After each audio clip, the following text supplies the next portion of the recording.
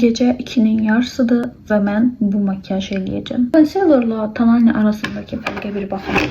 Gece saat 2'dir. Niye böyle bir şeye ihtiyaç duydun desəz, bilmirəm, yəni yuxu tutmadı mənim. Top Face'in böyle bir enliği var. Bundan istifadə edirəm. Gözümün hər tərəfini dağıdıram.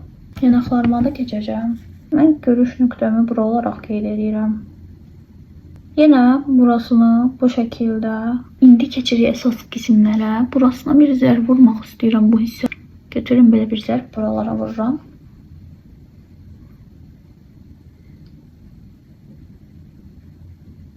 Kiko'nun bu pudrasından istifadə edəcəm.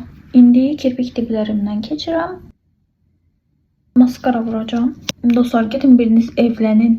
Toyunuza məni çağırın. Mən də özümə bu makyajı edeyim. Xahiş edirəm. Yəni makyajı çox bəyəndim. Günlük həyatda bu makyajı eləsəm mənə gülərlər.